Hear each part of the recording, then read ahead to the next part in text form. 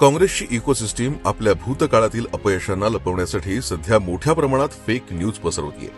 मात्र 2025-26च्या आर्थिक अहवालानं त्यांच्या प्रत्येक फेक नरेटिव्हची हवा काढली आहे. फेक नरेटिव्ह: भारताची अर्थव्यवस्था कमकुवत झाली आणि मंदावतीये. वास्तव: जागतिक मंदी आणि अनिश्चितता असूनही भारत सर्वात वेगानं वाढणाऱ्या मोठ्या अर्थव्यवस्थांपैकी एक आहे. फेक नरेटिव्ह: जागतिक धक्क्यांमुळे भारतीय अर्थव्यवस्था रुळावरून घसरलीये.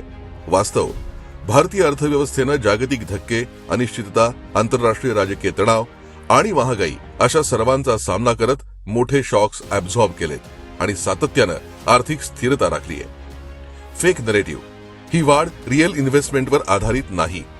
वास्तव: पंतप्रधान नरेंद्र मोदीजींच्या नेतृत्वात जास्त भर हा भांडवली खर्चावर आधारित दिला गेलाय, ज्यात पायाभूत सुविधा, वाहतूक आणि उत्पादन क्षमता वाढवण्यावर लक्ष दिलं गेलंय. त्यामुळे काँग्रेसचा हा नरेटिव्ह सुद्धा खोटा ठरलाय. ही वाढ रिअल इन्व्हेस्टमेंटवर आधारितच आहे. फेक नरेटिव्ह: महागाई वाढलीये.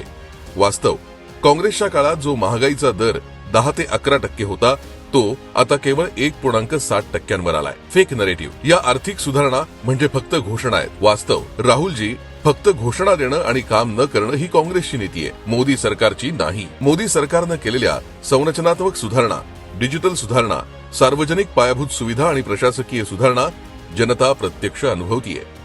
फेक नरेटिव्ह: भारताच्या विकासाची ही आकडेवारी तात्पुरती आहे.